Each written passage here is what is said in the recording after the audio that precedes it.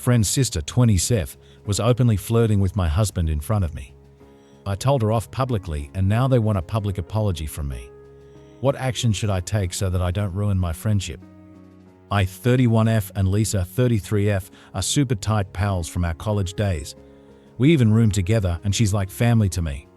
Lisa's got a younger sister, Amy, in her 20s, who I've crossed paths with in college, but we never really hung out much since she was still pretty young back then. So, Lisa had her bridal shower in February, and since I couldn't physically be there to help plan, I chipped in financially. I gave Amy the dough to cover everything: the decorations, grub, and drinks.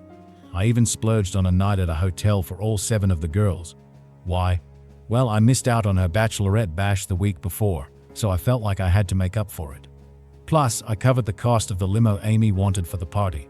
When I finally caught up with Amy at the shower, she couldn't stop raving about how much cash I'd thrown down for Lisa. I just shrugged it off, saying I'd do anything for Lisa.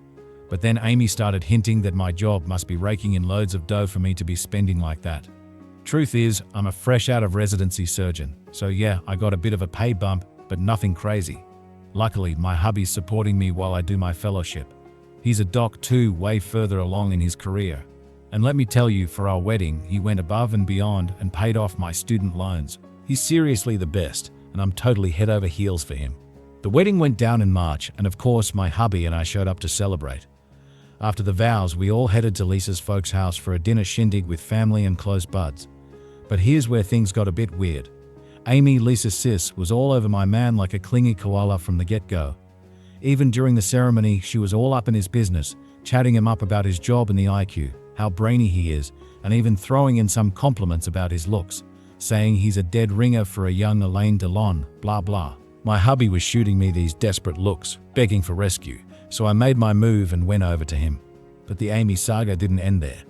Nope, it happened a couple more times throughout the evening. At Lisa's parents' place, Amy was practically draped over my hubby, serving him drinks and snacks like she was his personal butler. I couldn't take it anymore, so I spilled the beans to Lisa's mom about how Amy was making us super uncomfortable. Lisa's mom must have had a word with her because Amy came back all grumpy. But here's where things really took a turn for the bizarre. When we finally decided to bail, Amy straight up refused to hand over my hubby's jacket and started sniffing it like she'd lost her marbles. I had a sinking feeling she was totally sloshed. My hubby finally lost his cool and demanded she give it back, raising his voice. That's when I had enough and snapped, telling her to quit with the drama and hand over the darn jacket, reminding her she'd been shamelessly flirting with my man all day. So I got this text from Lisa's mom, basically demanding that I make a public apology to Amy. She wanted me to post some heartfelt apology on social media because apparently some of the guests heard me giving Amy an earful and thought I went too far, embarrassing her. Luckily, Lisa's got my back on this one. She told me that Amy's always been a bit of a gold digger, and this isn't the first time she's pulled a stunt like this. Apparently, she's flirted with her friend's dad and even their married next-door neighbor when she thought they had money. Lisa assured me she'll handle it. I already feel terrible about ruining the end of Lisa's big day, and now she's got to deal with this drama too. It's been eating away at me, wondering if I should apologize to Amy. I really don't want to, but then again, if I did, I'd make sure to explain exactly what went down and why I reacted the way I did. But who knows, that might just add more fuel to the fire. Right now, there's so much drama swirling around, and all I want to do is salvage my friendship with Lisa. Update. Well, the last post I made blew up so much that Amy's mom stumbled upon it and texted me to take it down, all in caps. I finally got around to reading most of the comments a day later after I finished my shift. Honestly, I didn't do anything about it at all. I totally forgot since I had a bunch of people on the brink of death at work. You know, the usual. I kinda pulled a fast one on Amy's mom, making her think I never posted anything like that, and that I didn't even have a Reddit account, and she totally bought it, I think, because she never texted back. But seriously, didn't she find it odd that all the details in that post matched her experience? Just to clear a few things up, someone out there said I had the spine of a jellyfish, loved that comment, and not apologizing was the way to go. Truth is, I was actually torn about whether to give that apology, especially considering how Amy's mom had fed me and let me crash at her place during Thanksgiving and Christmas years ago when I couldn't be with my own family. I'm the type to remember every good deed done for me and do my darndest to pay it back, or at least even the score. I don't know what kind of mental hang-up that is. I never retained much about psychiatric stuff from med school. A bunch of folks hinted that my docile behavior in those situations makes me a bad surgeon. Well, pardon my French, but I strongly disagree. Would you really want someone cutting you open who has a rap sheet for causing bodily harm or even homicide? Besides, I've dealt with worse than Amy. I've survived handling 19 psychotic patients with traumatic brain injuries for a whole rotation. Being aggressive would have probably gotten me kicked out of my fellowship anyway. Here's the lowdown on what's been going down. So, Lisa was off on her honeymoon, and I was trying to give her some space, but with the whole hoopla around my last post, I figured I should fill her in. When I finally got in touch, Lisa was super sorry about everything. We ended up having this heart-to-heart over FaceTime, and she spilled the beans about a bunch of stuff I never knew was going on with her family. Turns out, a little involvement in their drama was just the cherry on top for her. She decided to cut ties with her mom and sis altogether. Oh, and she also warned me that Amy might try some funny business with my hubby, but she didn't know exactly what.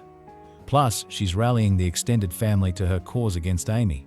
Now, my hubby's as clean as a whistle when it comes to social media, which, let's face it, is kinda hot. And he's about as strict as they come when it comes to loyalty and honesty in our marriage. We're like open books with each other, sharing access to all our gadgets. I know he'd never even think about cheating on me. So a few days back, someone called up his clinic, asking for his number urgently and saying they needed to reach his wife. The nurse on the line refused to dish out a doc's personal digits, and things got pretty heated. One of my hubby's colleagues, another intensive care doc, stepped in and asked what the emergency was so he could pass it along himself. But this mystery caller just kept arguing, and when the doc wouldn't budge, she hung up. The colleague filled my hubby in and mentioned the caller had this high-pitched, kiddish voice. My hubby immediately smelled a rat. He's pretty sure it was Amy, but we don't have any solid proof. Personally, I'm convinced it was her probably snooping around online, found where my hubby works, and tried to pull a fast one. I'm seriously getting fed up with this whole mess, and I've gone into full-on mama bear mode when it comes to my husband. He's been beyond annoyed since the wedding, and he's even said if the roles were reversed, he'd probably have gotten a punch thrown his way before we even hit the halfway mark. Poor guy's had some rough encounters with women in the past. 2 of them tried to trap him into fatherhood. One went full Sherlock on him with a manipulation, and another harassed us when we were dating.